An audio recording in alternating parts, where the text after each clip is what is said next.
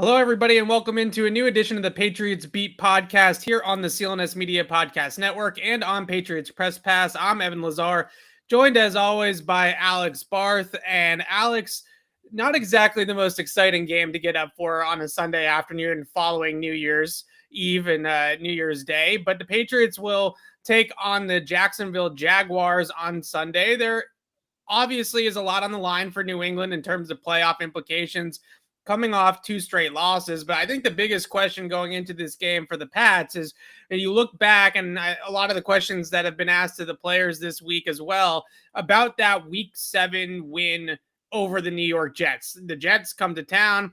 The Patriots beat them 54-14, I think it was, or 54-13, and clearly rode that wave of confidence to 6 more wins in a row, right? A 7-game win streak overall. And that game, to go out there and beat the doors off the Jets, set the tone for that winning streak. So can the Patriots, as we're talking about here today, jumpstart the engine against the Jacksonville Jaguars and use them as a stepping stone, as a spark plug to go on another run like they did earlier in the season when they played the Jets? Yeah, I think so. Guys talked about this at the time that they felt like they were doing all the right things, and that Jets game was just a form of validation to Right. see just all the work they were putting in, that it was for something, that they were on the right path, all of that.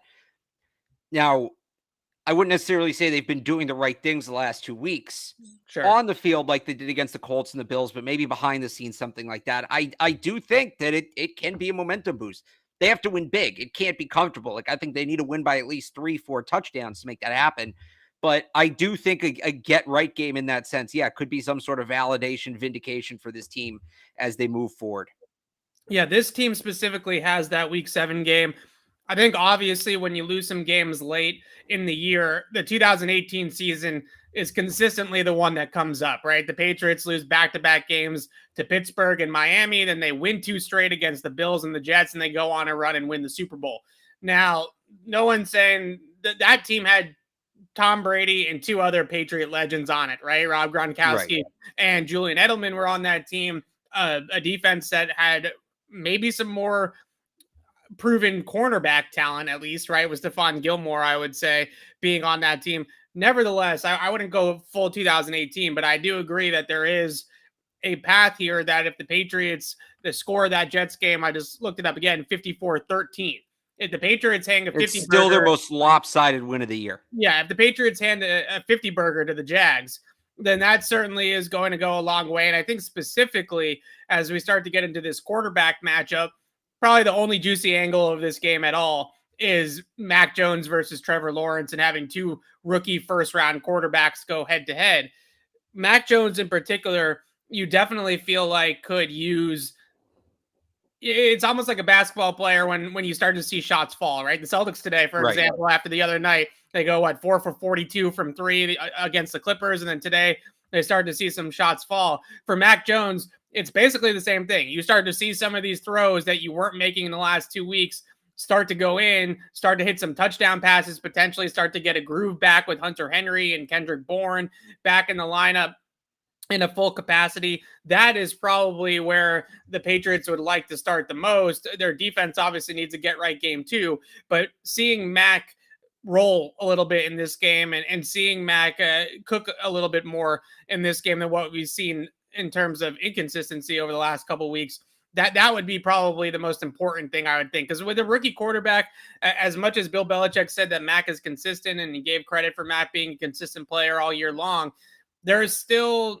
ebbs and flows. And I think it's easy once things start to snowball on you and once things start to go wrong to have that start to snowball. And as a rookie, it's easy to lose confidence, I guess is what I'm trying to say. And maybe Mack can go out there against the Jaguars defense and put up 300 yards or put up multiple touchdowns and get himself feeling good again. Yeah, absolutely. Again, you hit on it perfectly. There's really not much I can add to that because I feel the same way. I think Mac Jones just kind of needs to see one go through and he'll be. And I think the offense as Yeah. a whole, too. I think that's part of it, right? Hunter Henry talked about how he had a rough game last week. Um, I think we all recognize that N'Keal Harry had a bad game last week, right? Kendrick Bourne didn't play.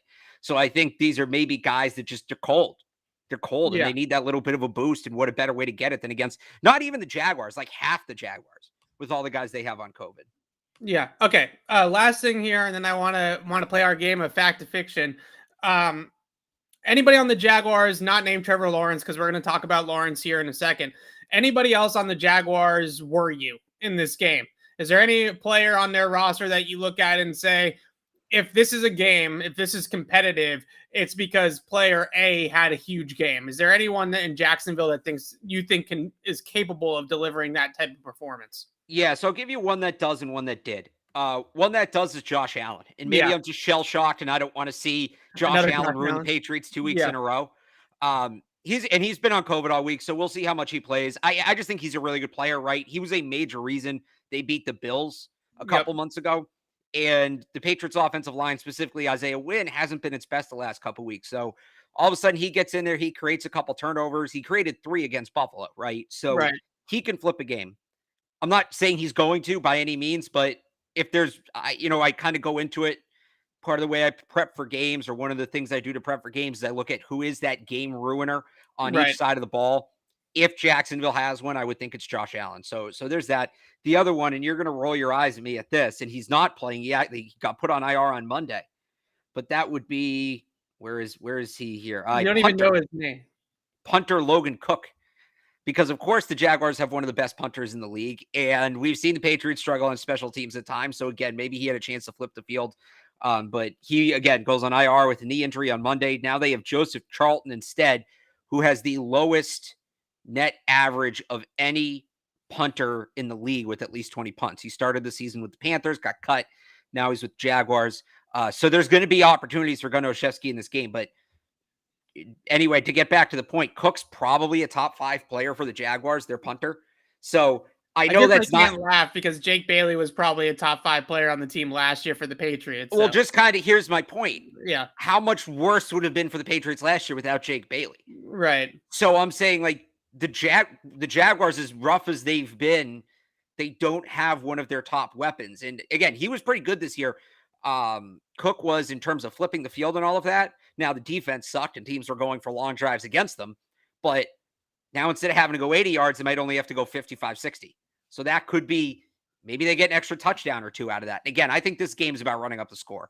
I think this game is about getting as many good reps in as you can. So you just kind of get right mentally and you move on to Miami, which is going to be like a postseason game. And then obviously the actual postseason.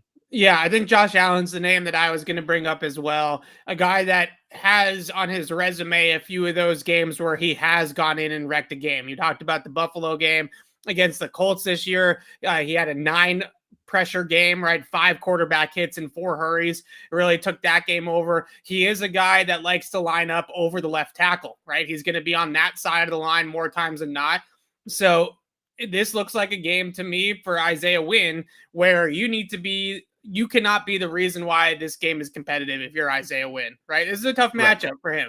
You look at guys that have given Isaiah Wynn some problems this season.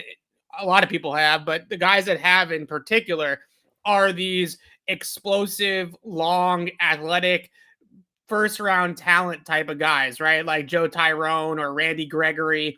And now you come in here with a guy like Allen, who's 6'5", good explosiveness off the ball, good length on the edge, can get on you in a hurry, and then can get into your chest and create separation with his length. Those are the types of things that Wynn has had issues with as a smaller tackle, is speed to power, right? Because of his lack of size and his lack of anchor, and then length that allows other guys to kind of create that separation and space out in between. When you have a guy with shorter arms like Isaiah Wynn, and you have another guy that's 6'6", has got really lanky arms, it's hard for Wynn to get his hands on him, right? And those are the types of things that he's struggled with so far this year.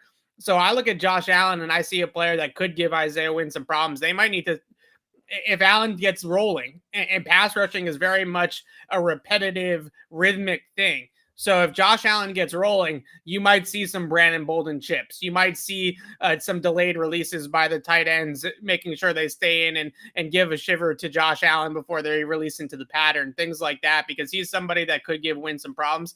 The other name, and I know he hasn't had a good year, but now they did Isaiah Mckenzie.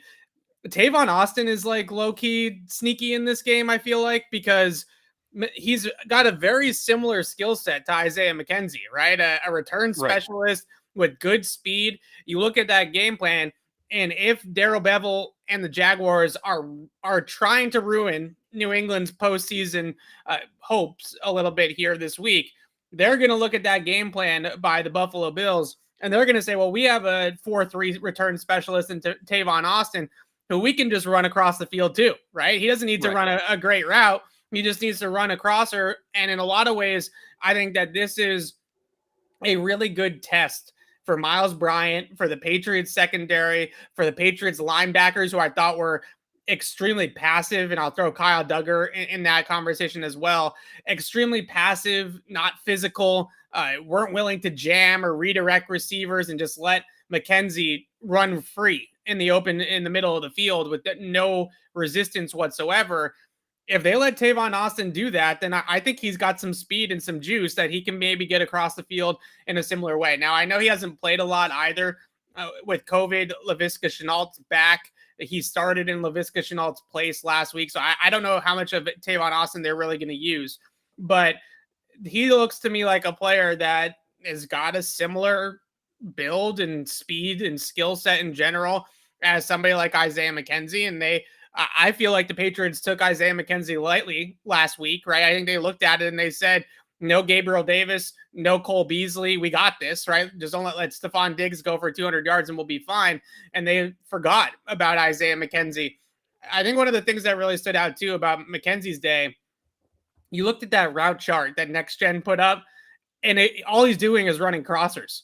He must have run 20 crossers. And it's the same crosser. It's the same. Yeah. It's not like he's running different variations. Crosser from right to left, crosser from left to right, crosser from right to and the whole thing is just, going straight across the field every single time. And eventually you're going to start to hit on some of those when there's no resistance in the middle of the field. There's no help in the middle of the field. And you're asking Miles Bryant to just track him coming across the field. So if there's anybody that I think could replicate that on the Jaguars offense, it's Tavon Austin. I don't know if you feel like Tavon Austin's got the juice though. I mean, he might. How old is he now? We all know what he can do. He is the most. Yeah. Most people say he is the most legendary college football mixtape of all time. Yeah, I have him second behind Tyrann Mathieu. Obviously, is the legend of the college football highlights. But yeah, I mean, it's the same idea. He's not a guy you think traditionally burns you, but neither is Mckenzie. And they just kind of got really creative with how they used him, and the Patriots didn't respond to it in time. The other thing is, I will say, I push back on Austin just because it's not just that Isaiah McKenzie played well last week. The Patriots never adjusted. They never did anything about it. Yeah. If they don't adjust to that similar style 2 weeks in a row, there's much bigger problems than just I think it's almost a good thing, right? Because in a lot of ways, to me, Tavon Austin and Trevor Lawrence are sort of poor man's Josh Allen and Isaiah McKenzie, right? They're kind of be with Josh Allen and Isaiah McKenzie. I think Lawrence, maybe in 4 or 5 years, might look in the NFL a little bit like what Josh Allen looks like if they can obviously surround him. And that's a big if.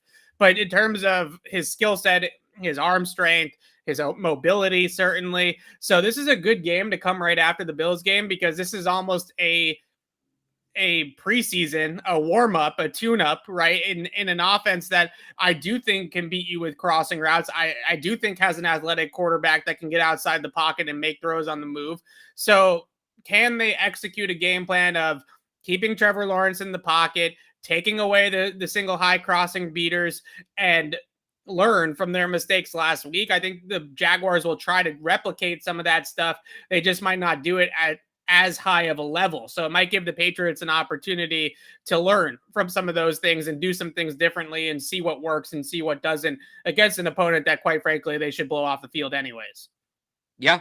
Yeah. And that's, again, it's a tune-up game. It's a get-right game. So I think maybe experimenting, seeing what you can get going, it's not a bad opportunity to do that. All right, let's play Fact or Fiction. I want to start with the quarterback matchup here. By the way, real quick, Alabama's in the red zone on their first drive. Of course they are. I'm sorry. Hey, it's draft prep, Evan. It's draft prep. There's a lot of guys in this game we're going to be talking about. Bill even said today, he got asked if he was going to watch this game. He said he'll see plenty of it in the offseason. So. Yeah, I heard that too. Trags, I'm sorry. Our good friend Trags, a big Cincinnati Bearcats fan. His official prediction, Alex, he just texted me, Bearcats 28, Alabama 24. So Trags, the homer, has Cincinnati winning this game against Alabama, but Alabama already in the red zone. It doesn't look good for Cincinnati. All right, let's talk about this quarterback matchup.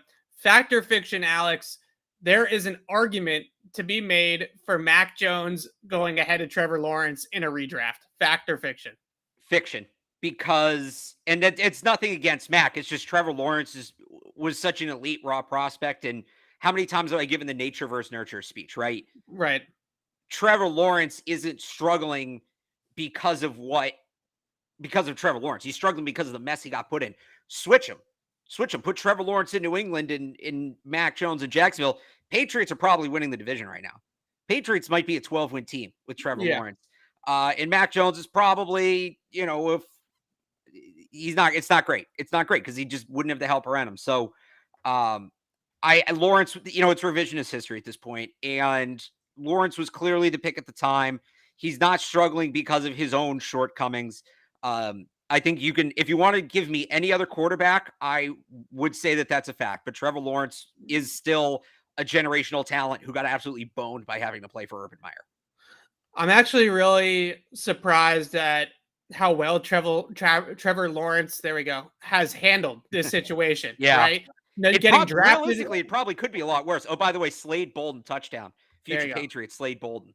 Not only did he handle getting drafted by the Jaguars well going into the draft and then on draft day and then post-draft, he's also handled himself extremely well all year long in what has been easily one of the biggest NFL dumpster fires that we've seen in the last decade with Urban Meyer. He has been the adult a lot of the time in Jacksonville at the podium, during press conferences, after games. He's been the one saying all the right things and echoing all the right statements. I thought he played really well last week against the Jets, made some really impressive throws. He's somebody that, and Bill Belichick said that this morning as well, they were able to mix a lot of different types of concepts, right? Quick game, bootleg, moving pockets, downfield deep throws, flood concepts against zone. They were able to mix and match a lot of different styles of offense or styles of passing games with Trevor Lawrence, and that's a testament to his talent and his ability. Look, it's the Jets. I get that they have to do better in the red zone. That's what really tripped them up in that game, obviously getting stuffed late in that game on the goal line to lose the game. But a lot of really positive throws. He's played exactly how I would expect Trevor Lawrence to play in this situation, right? He's had some really great big time throws down the field where you can see the flashes of the talent, but the consistency isn't there because of what's going on around him. So I don't think you can take Mac there at all. But let's stick with Mac here for a second. Fact or fiction, Alex, Mac Jones can win the Patriots a playoff game if they need him to win the game himself. Not himself, but the passing game to carry them. Fact. I would say fact, because I've seen him lead them back against Dallas, and ultimately the defense came up short. I saw him lead them back against Indy, and ultimately the defense came up short. He started kind of putting some things together against Buffalo. Yeah, he can do. I mean, look, do I feel as confident as if it's Tom Brady back there? No, but I think he has it in him. Absolutely, I think I've seen enough to believe that.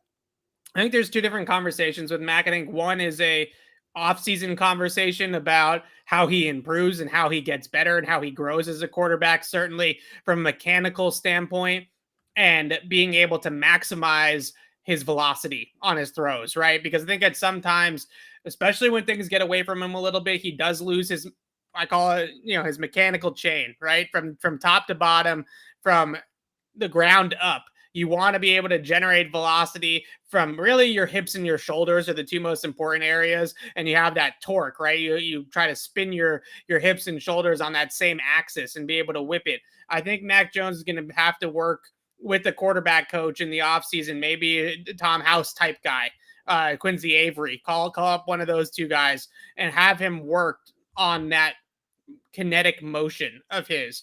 But at the same time, he has shown enough to me so far this year that I believe that he probably could win a playoff game if the Patriots absolutely needed him to win a playoff game. Now, the Bills gave a blueprint of taking away the middle of the field and forcing Mack to beat them outside the numbers, and I would say past 10 yards outside the numbers, right? Those cover 2 shells really forcing him to go outside the numbers with the football. Maybe the Patriots' weapons are what's holding them back from that more than Mac Jones himself. The fact that they don't have somebody out there, right, to really threaten the defense. But that would be my concern long term with Mac, is just he needs to get to a place where his arm does improve so that he can hit some of these throws that defenses are trying to take away. But I think that he can make the throws that the Patriots are scheming up for him and win a game if he absolutely needs to make it. So I say fact as well. I don't feel as good about it, though. I'm going to be honest with you. I don't feel as good about it as I did a couple weeks ago. But I still think that that's going to be ultimately a fact here. If the Patriots need to put the game in Mac Jones's hands, I do think that he will deliver. Okay. Fact or fiction, the Patriots receivers' inability to defeat man coverage will be their demise. We saw this basically was their demise against Buffalo last week, right? They couldn't get off Buffalo's man coverage. I think that one of the things that shocked me the most about where the ball went against man coverage was the fact that Hunter Henry had so few targets in those man-to-man situations. Almost all the targets went to Jakobi Meyers in man-to-man. So I was surprised that they didn't spread the ball around a little bit more to Henry. But can the Patriots receivers get open against man coverage frequently enough that if a team like Buffalo did comes out on third down and plays a ton of man-to-man and the Patriots have to convert, that they'll be able to give Mac the option to convert? Man, it's tough because this is where they really miss James White, I think, more than any other instance. Yeah, I don't know. I don't know. I think Kendrick Bourne can. He's the only guy I feel confident in. That in itself, though, might be an issue because if he's the only guy, well, then teams can just double him and go one-on-one across the board and you're all set. So I don't feel great about where the pass catchers are at right now if they have to play from behind. If they can get ahead and they can scheme some things, I think they're in a pretty good spot because they've been creative with that. Some of the ways they've gotten Bourne open, Myers open, Hunter Henry open. When they just have to drop back and just go chalk and get open, it's been tough. It's been tough. So that's something they need to address in the offseason. Yeah, that is something I'm worried about. Yeah, I think that this could be their Achilles heel this year as well. It just feels like they have too many receivers that run overlapping routes, right? So you can really only scheme up a downfield passing game for one or two of them at a time. You can run like a levels concept, you can run a flood concept against zone with 2 or 3 of them, but when it comes down to it, do they have the guy that Mack can consistently go to with the football in a man-to-man situation? I think that guy is more times than not is Hunter Henry. I think that the team and the coaching staff schemes up a lot of those options for Jakobi Meyers, but I really feel like Henry's the guy that needs to step up and be able to do this, right? If that's the player to me that I would be funneling 3rd and 7, gotta have it, 4th quarter playoff game, I'm going to Hunter Henry if I'm Mac Jones. That's where I'm trying to get the football to.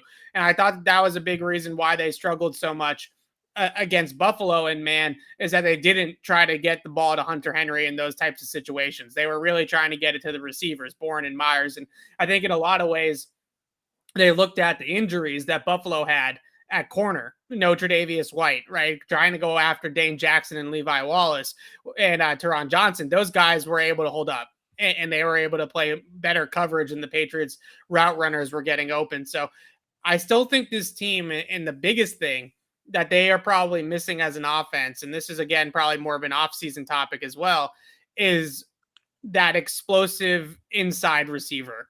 Because Jakobi Meyers can get open, right? But once he gets the ball in his hands, that's it, right? There's not much going on after that. And if you look at what Matt could really benefit from, it's his own Wes Welker. It's his own Julian Edelman. It's somebody that not only creates separation out of the slot, but also creates yards after catch out of the slot. How many times, and you've watched every single Mack throw at Alabama, probably, Alex, how many times did you see him hit Devontae Smith in stride and just have Smith take off, right? They don't have – Bourne has been that guy at times this year, but they don't truly have that guy, I don't think, that consistently you throw him a 5-step slant and all of a sudden a 10-yard gain is a 60-yard gain. I think that that's the guy that they need if they're not going to produce the big plays over the top. And I don't know if Mac Jones will ever be a prolific downfield thrower in that sense. So it's gonna have to be timing and rhythm routes in the short and intermediate passing game that then turn into explosive plays with yards after the catch. So keep an eye on Kentucky. Potential 3rd-round pick Wan'Dale Robinson is the guy I kind of like for that role moving forward. But yeah, I'd agree. The one thing I'd say, just looking too much at the Buffalo game, and we'll get a better idea of this week as well. I think when Nelson Aguilar's on the field, even though they don't throw him the ball a ton, it forces teams. I got a Nelson one coming up. Okay. Well, so I'm just saying, I think they need him on the field. I think him being on the field makes a huge difference, because part of the reason Hunter Henry wasn't as involved last week is the Bills basically took the safety they'd normally leave over the top. All of a sudden, N'Keal Harry's out there at the X.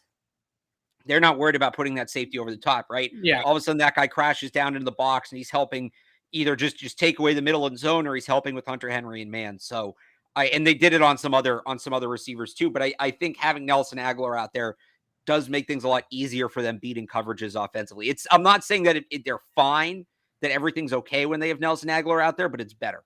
Right. So that was my next one, was fact or fiction. And we just found out about 20 minutes ago, before we started hitting record here and started taping, that Nelson Aguilar is out again this week with that concussion. So it's going to be N'Keal Harry at the X again for the Patriots the 2nd week in a row. Fact or fiction, N'Keal Harry is a significant drop off from Nelson Aguilar, because now I feel like we're getting into full on fact with that, right? Yeah. That he is 110% a much better, more effective player than N'Keal Harry. And you just see it, like you were saying, and I'm saying fact, obviously, to this. You were saying the spacing, right? The route spacing that you can see, where they are threatening more grass. They're just threatening more of the field when Nelson Aguilar is out there versus N'Keal Harry. And to your point, Buffalo is fine with leaving N'Keal Harry one-on-one. They said, if Matt Jones is going to throw an arm punt 45 yards down the field, and they're going to beat us like N'Keal Harry did against Indianapolis, where he goes above the rim and wins a contested catch down the field, and they're going to consistently do that time in and time out, so be it. So be it. If that's how they're going to win, we're going to have those safeties crowd the middle of the field and make sure that those guys aren't the ones that beat us. So Nelson Aguilar takes that safety with him a little bit more consistently. And I think Nelson Aguilar also, if you give him single coverage down the field, is going to create more separation, that maybe that worries defensive coordinators a little bit more, that those throws down the field become more consistent. By the way, Cincinnati's in the red zone. Alabama had to take a timeout because their defensive back stopped tackling. Oh, good job. Yeah. So fact or fiction, Alex? You sorry. I thought I explained it before. Yeah, no, it's a fact, because you lose that burner ability the teams need. Corners can catch up to N'Keal Harry. They can't catch up to Nelson Aguilar. That's the difference. I think teams are comfortable covering N'Keal Harry without safety help over the top. I don't think they're comfortable covering Nelson Aguilar that way. So yeah, absolute fact. Okay, you got to pay attention to this one, because I know this is your favorite one on the list. Fact or fiction, Josh McDaniels is a problem. See, it's both. Like, it's complicated, because I think he's been great for Matt. But here's the I think it's a fact, and I think it's fiction. I like I'm glad I stumped you on this one. I think he's been really good for Mac Jones' development. I still think his play calling is a mess. So you think that Josh McDaniels, big picture, Josh McDaniels is not a problem, but micromanaging in-game decisions at a problem. That I think is what you're going after here. Josh McDaniels, the quarterback's coach, massive thumbs up, because he is technically their quarterback's coach still, right? Josh McDaniels, the quarterback's coach, massive thumbs up. He's been excellent. Josh McDaniels, the play caller, we're going to go like 75% down. I'm not 100% down, because he's had some moments. I'm going to go like 75% down on Josh McDaniels, the play caller. Yeah, I can understand that. I think the two things that are frustrating for me with McDaniels, I think the execution and the result of the play on all the third down Bolden runs is nauseating. Not necessarily because I hate the play call, but more so because the execution hasn't been there all year on that play call. So at some point you got to throw the play call out, right? Right. So that's more how I feel about that. Not necessarily that I don't like the design or I don't like the idea or the intent of it, but eventually when something doesn't work, you have to move on from it. Where I feel like McDaniels has run into some issues is in the red zone.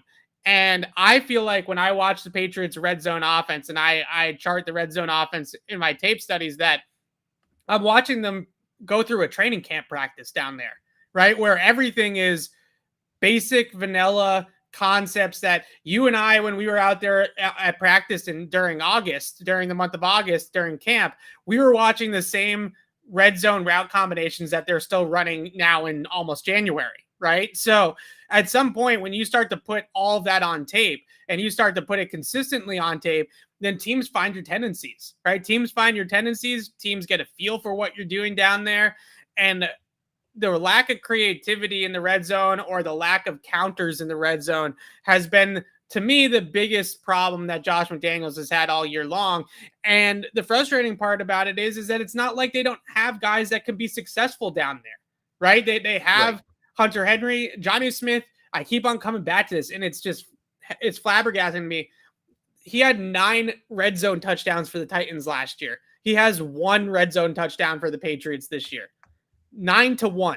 That's usage, right? That's not the player hasn't completely changed in 1 year. That's usage. I do think that for all of his shortcomings between the 20s, there is some things that they could probably do with a N'Keal Harry down by the red zone and inside the 20, using his size, using his contested catch ability.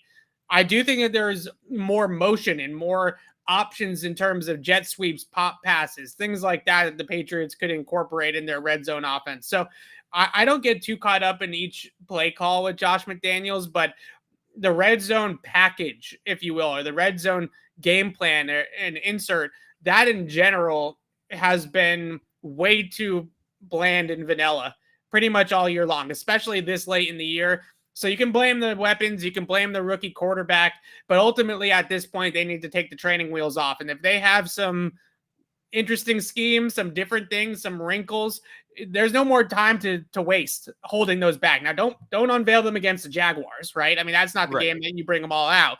Maybe set them up against the Jaguars. Right. If next week is a must-win game against Miami, wild card weekend, there's really no much time. There's no time to waste here in terms of let's just run the same rudimentary route concepts down in the red area and hope that Hunter Henry beats somebody. It's you got to have more than that up your sleeve down there.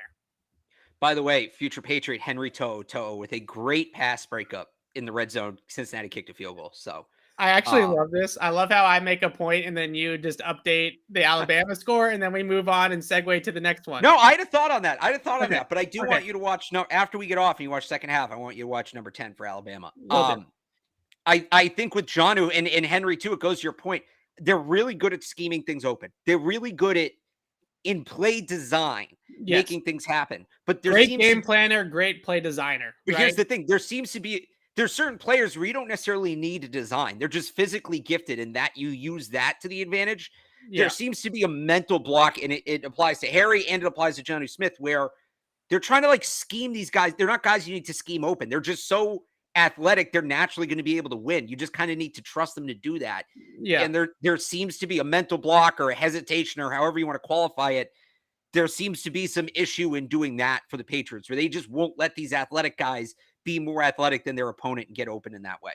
Yeah. The only other thing I'll say about this is in the offseason, whether it's Billy O'Brien coming up and teaching him, or it's Steve Sarkisian from Texas getting on a plane, or if it's Nick Saban himself, somebody has got to bring the RPO Alabama playbook to Foxborough and show Josh McDaniels how effective Mac Jones can be in that style of scheme. It is absolutely frustrating to no belief that last year at Alabama, Mac Jones was the most prolific RPO passer in all of college football, and the Patriots, it's an afterthought in New England's offense. It's really not even a factor in the Patriots offense. There is no reason for that. That should be a big part of it.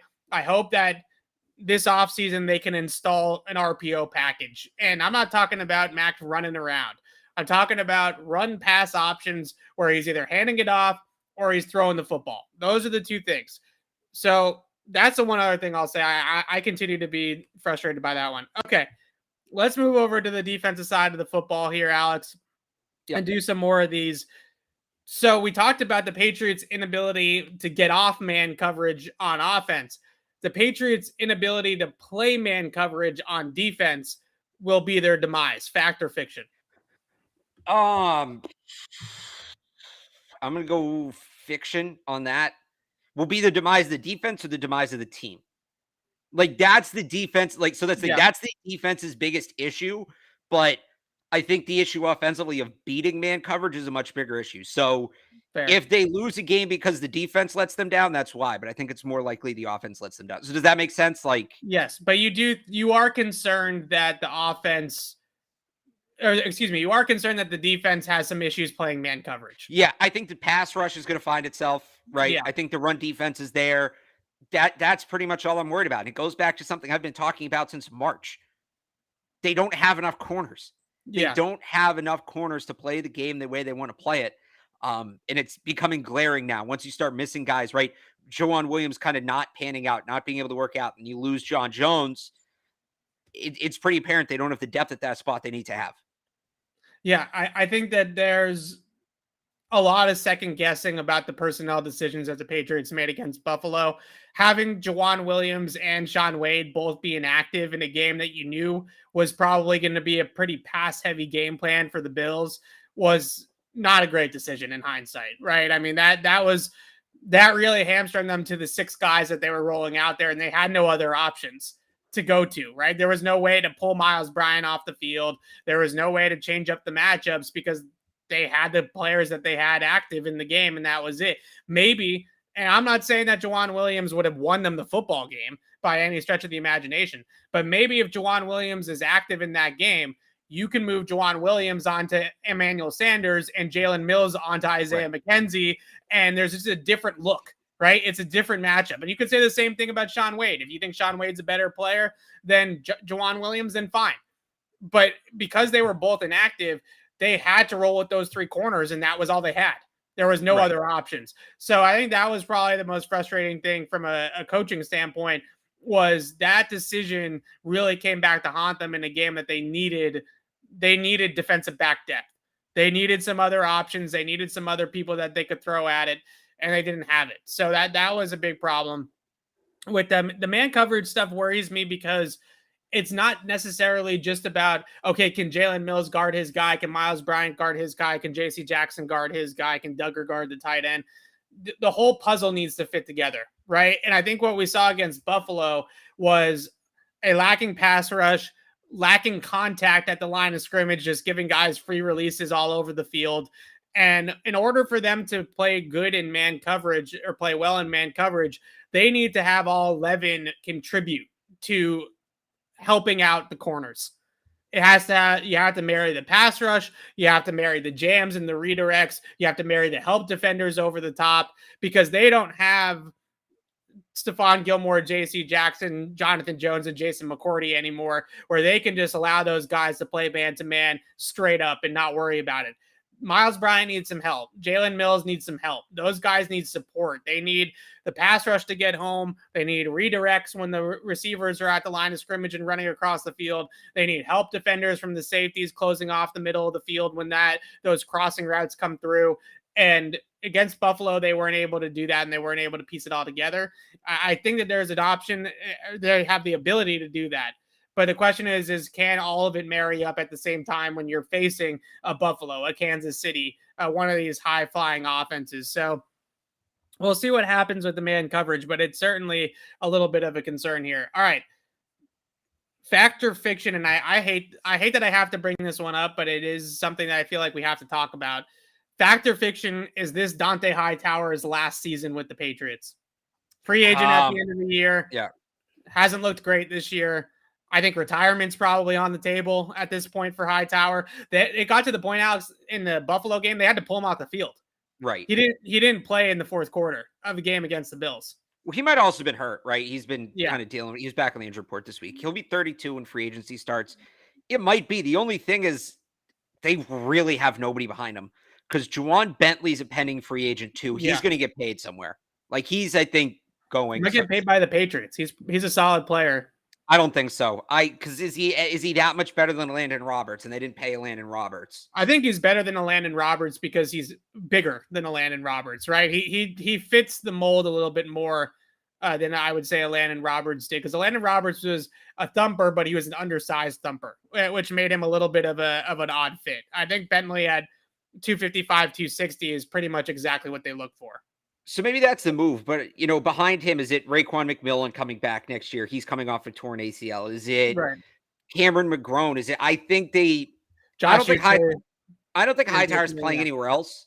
Yeah. I don't know that he has it in him to learn a new system, learn a new defense, all of that. I Right. think maybe it's one of those things where he waits it out a little bit. They kind of see what they're going to do, and he ends up coming back for 1 year on short money, and then they have him here kind of mentoring McGrone and McMillan if that's him, and if they draft somebody, right? So I could go either way. I guess I'll say fiction. I think he's back for another year because I think his leadership is important.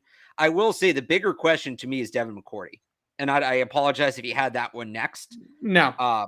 Because like you said, Hightower has kind of taken a step back this year. And I think losing him is more about losing that leadership and that experience. Devin McCourty's been really good this year. Yeah. And he's hinted at retirement. And they have, so I just gave a couple possibilities behind Hightower. I don't, maybe you don't feel great about any of them, but they have options. Who's taking Devin McCourty's role if he leaves? Are you taking Kyle Duggar? Like, taking Kyle Duggar out of the box is probably the best option. Yeah, they really don't have another free safety. If Adrian Phillips is still here, then they could probably take Duggar out, because you also have Joshua Bledsoe, who they seem to like a little bit. He hasn't been able to stay healthy and stay on the field. But in terms of what he's shown behind the scenes, a lot of guys have had some good praise for Joshua Bledsoe. He's a special teams player. I think I'm not saying that Joshua Bledsoe is going to start for them, but you have Phillips in the box. You have Bledsoe as a backup to Phillips, right? Duggar goes to free safety, something like that. It's not that easy. Devin McCourty, outside of when he got hurt I think it was against the Jets, he's played every snap. He's been a great player. Yeah, no, he's been fantastic. That's the bigger question, because he also plays a very important role in this defense. Not that Hightower doesn't, but that to me is the big one. If McCourty, they can replace they can't easily replace Hightower, but Bill's generally pretty good about finding linebackers. And again, they have a couple names in the building who at least get your attention. Like Raekwon McMillan, he was off to that great start, right? And it was very brief. We saw him, but he's a good player when he's healthy. It's just a matter of him staying healthy.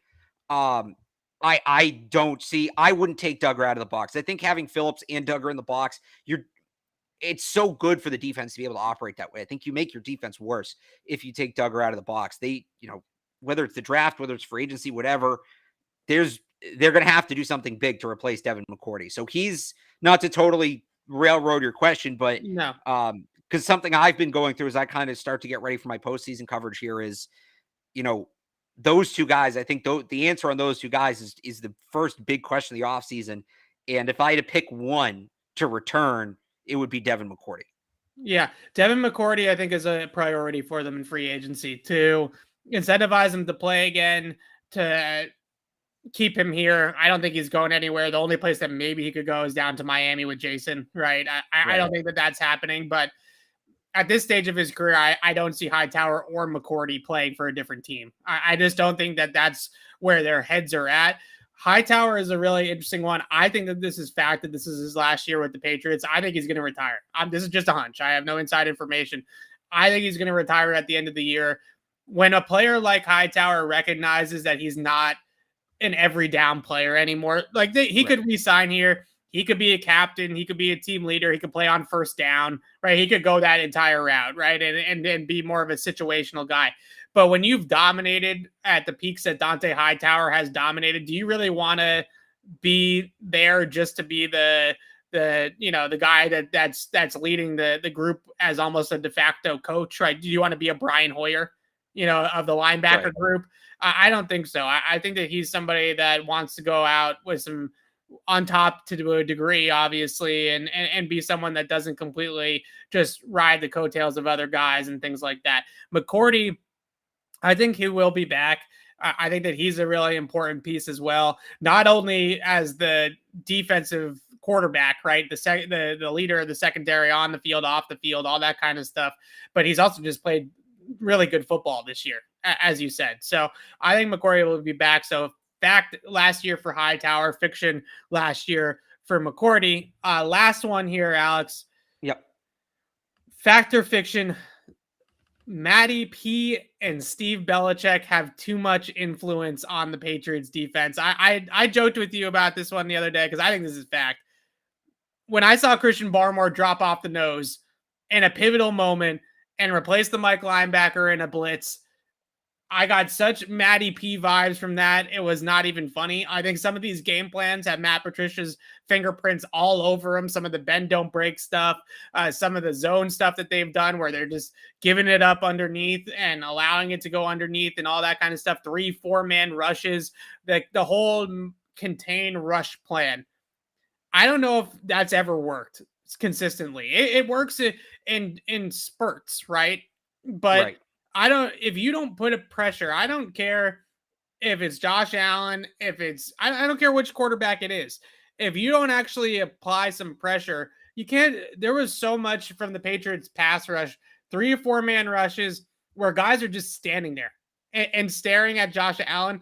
And it felt like it was on purpose that they were trying to just contain him in the pocket.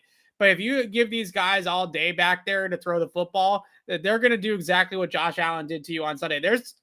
There's way too much Matty P fingerprints on this defense. Right, Mike, you're right. Matthew Judon dropping in coverage off the edge. How many times in that game last week? I don't like it. I don't like it. Fact. I think Matty P's too involved. What do you think? Yeah, there were definitely shades of Trey Flowers dropping back into coverage. That was the one that used to always kill me. Yeah. Yeah, as for Steve Belichick, I don't know, because I think there's been times when Steve had a say in the defense that they've done some things I've liked. I'm not saying it's been entirely perfect, but yeah, you're starting to see more and more of that Matt Patricia influence. And it was Barmore dropping back into coverage, Matt Judon. Just let pass rushers, like, I get they want players to be versatile, and I get you don't want to be too predictable. That's fine. But just let the pass rushers rush the passer. Yeah. It's not that hard. Yeah. I kind of feel like Matt Patricia has come in as his role has touched on a lot of different areas of the team, right? In the offseason, he was doing contracts and getting guys onboarded in free agency and things like that. And then during the season, to me, he has really become almost a defensive coordinator for the Patriots in a lot of ways, just based off of what I have seen from these game plans that they've ran out there. At the very least, he's a defensive quality control coach, right? Where he's going out there and making some of the broader stroke decisions, but not necessarily making the in the weeds, in the trenches type of calls. I'm not saying that he's calling plays. I still think that Steve calls plays under the watchful eye of Bill and Matty P. And like I said, that game plan last week, the lack of pressure, the lack of dialing up pressure against Josh Allen, then when they do bring pressure, it's from odd places and odd guys dropping into coverage. The reason why Judon and Barmore are dropping into coverage is because they're bringing pressure from the second level and they're replacing those guys in the coverage. So Barmore drops, Duggar blitzes, and it actually worked. They got pressure. They got Duggar pressure up the middle. But when Allen rolled to his right, he threw the ball right where Christian Barmore was supposed to be. But you can't expect Christian Barmore to know where he's supposed to be at in coverage. Right. I mean, come on. What are we talking about here? So way too much Matty P in that game plan. That really worried me. All right, Alex, I told you I would allow you to talk some draft here today. What do you got? Tell me some prospects I should be watching tonight in the college football playoff. I think there's some guys on Cincinnati that are interesting for the Patriots as well, not just Alabama. I know Alabama's the Saban Belichick factory coming out of Alabama, right. But at the same time, there's I can't remember his name, but their corner, they have a corner on Cincinnati. They got a couple corners, yeah. He's probably going to be a first-round pick. Some people think he's going to be top 10, top 15 pick. Yeah, so I'll just real quick, I've given my Alabama players before, but I really like Henry To'oTo'o. I like Slade Bolden. I like what's the name of the corner? Josh Jobe. I like Josh Jobe for the Patriots. Obviously, if they could get Jameson Williams, that would be great. I just don't think I think he's gonna be a top 15 pick. If he's on the board, I would not be thrilled if they got him. For Cincinnati, yeah, they got two potential top 100 corners. Ahmad Gardner, Sauce Gardner. He's the guy that he's kind of top 15 right now. We'll see if he sneaks into the top 10. The reason people like him is he's just so gifted athletically. He's going to be one of these guys that comes in and just blows up at the combine, right? So if a team falls in love with the physical numbers, he, maybe gets into the top 10. I like Kobe Bryant too, though. I think he's a more technically sound player. That's the guy the Patriots tend to like, and they may look at it and say, he's the kind of guy where I think they look at him and say, yeah, he's a little physically limited, but he's so technically sound. We can make that work, right? We can kind of scheme around his physical limitations. They love guys like that. So I think he's somebody third, maybe late second round that's squarely in their range.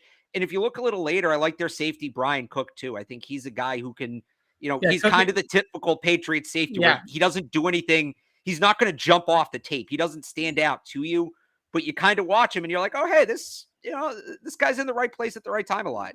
Cook sounds like a guy I've heard a little bit about him too, and he seems like a Joshua Bledsoe type, right? Who's not necessarily the uber athlete, that somebody like Kyle Duggar is or something like that, but so he just tends to be in the right places, understands the defense, good football knowledge, good instincts, good IQ, that sort of guy. But Sauce Gardner is the guy. Right. He's a dude. That's the guy. I don't know that they'll have a shot at him without trading up is the thing. And then in the other game, and by the way, his name is Kobe Bryant, but it's with a C. Yeah.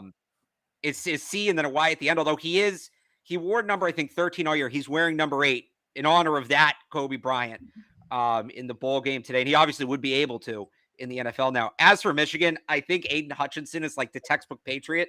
Now, he might be the first overall pick. They're not going to have a shot at him. But, I mean, edge rusher for Michigan with that kind of motor. I like a lot of Michigan's sophomores and freshmen, honestly, for the Patriots, not guys who will be in the draft this year. I'm trying to remember who they have a great freshman wide receiver whose name is escaping me right now. Outside of that, I mean, I like Hassan Haskins. I don't know that they go with another running back as high as they did last year, but he reminds me a little bit of Stevenson.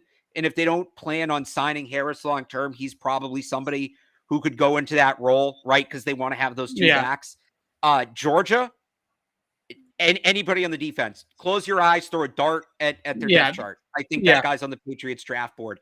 Bill Belichick talked about, when he was talking about Richard Seymour, right? When Richard Seymour got inducted into the Patriots Hall of Fame, he mentioned a couple times, he was like, yeah, that Georgia defense was great. They just had players all over the field, and we wanted to get somebody from there. Well, this Georgia defense might have been the greatest in college football history, at least in the modern era. Going into that Alabama game, the SEC championship, they were allowing less than 7 points per game. Yeah, so that D-line is ridiculous. I think Bill looks at it and I think he just wants a player from that unit just to have a piece of college football history. Yeah. But I think he's somebody who would do that. So they're not going to get Jordan Davis. I think we'd all love if they got Jordan Davis. And then I forget the linebacker, but he got in trouble. They had a linebacker who got in trouble for something.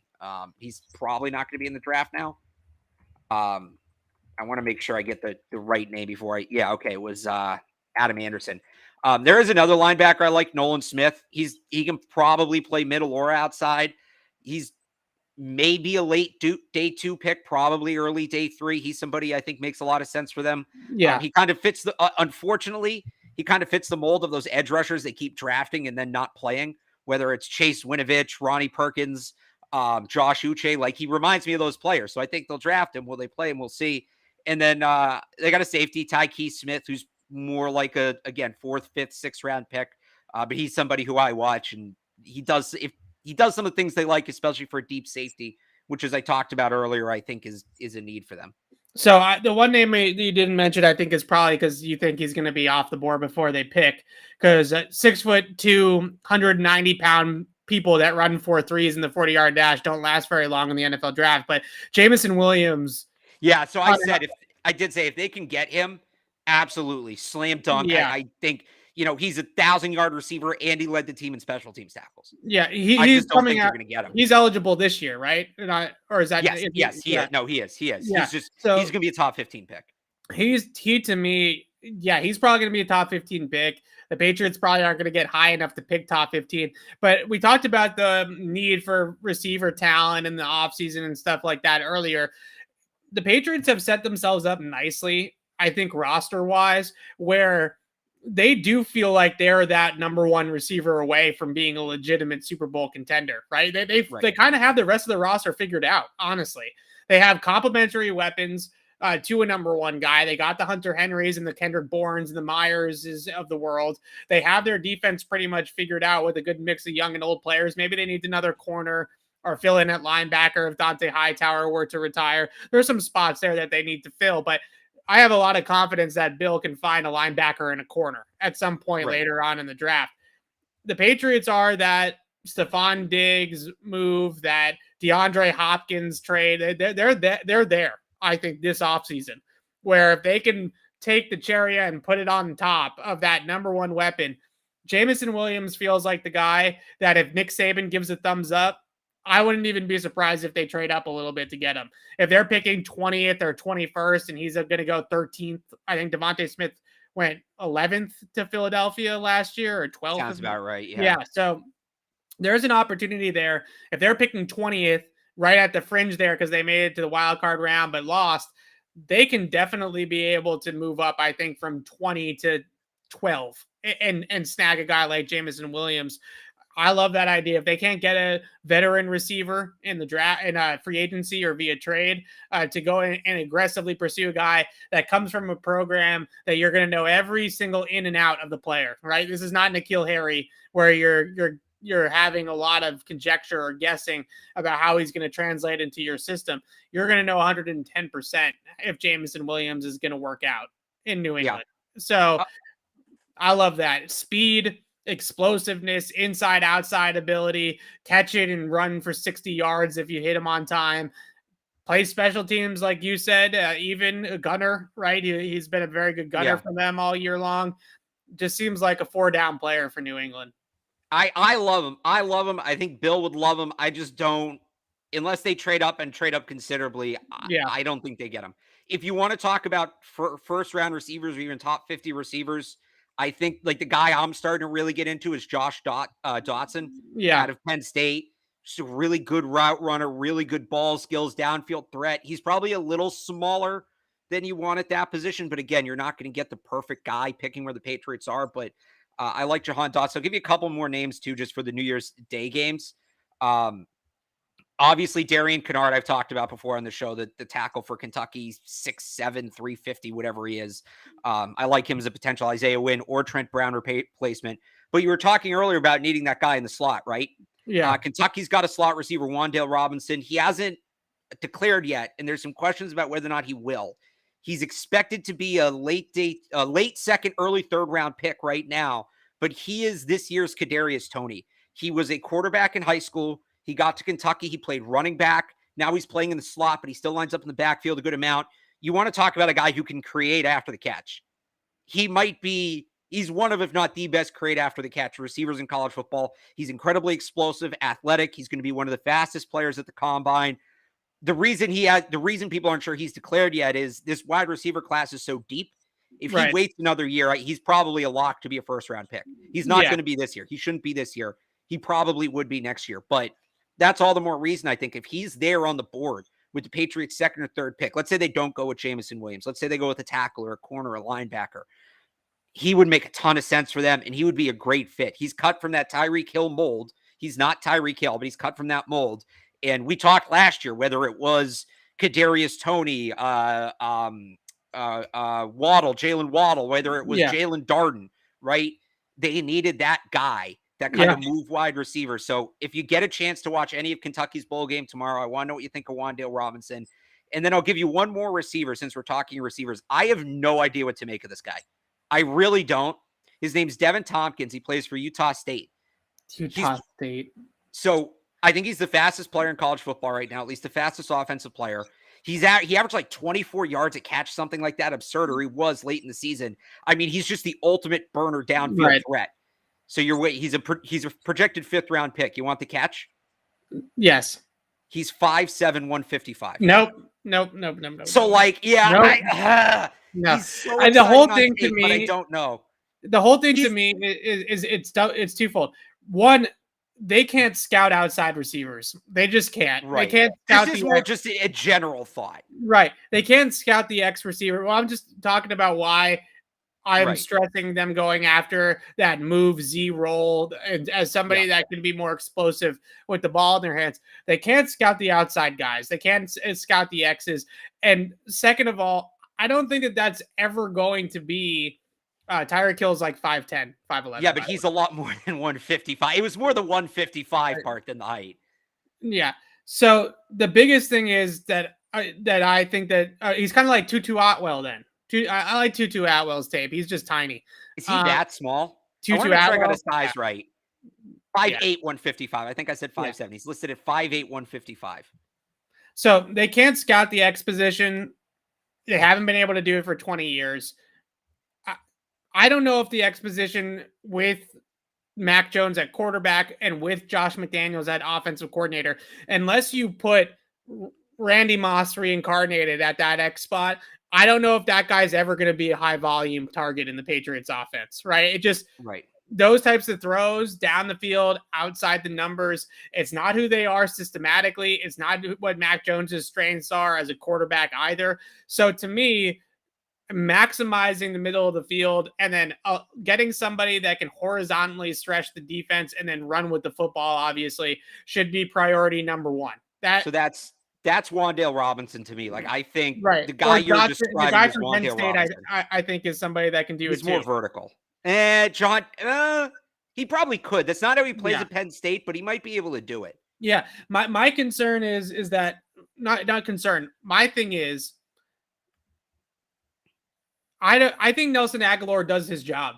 Honestly, I think Nelson Agholor does what they want him to do in the offense. And I know that people talk so much about downfield and outside the numbers and things like that. Nelson Agholor is getting paid $12-13 million to clear out coverage. That's what he's doing, right? And the fact that he's got a reputation about him in the NFL that he is a vertical threat and you can't just leave him one-on-one and you have to help over the top with him.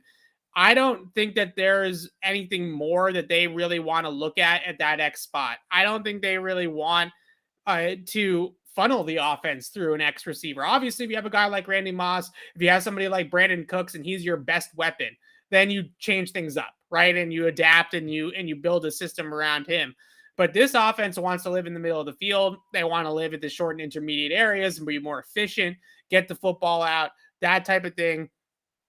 I think that Nelson Agholor is fine at the X. I think the Z is the spot that they should really be looking to upgrade with somebody that's more elusive, that has more game-breaking speed, that's more explosive after the catch, and that will produce more in this offense than somebody that is marginally better than Nelson Agholor at the X spot.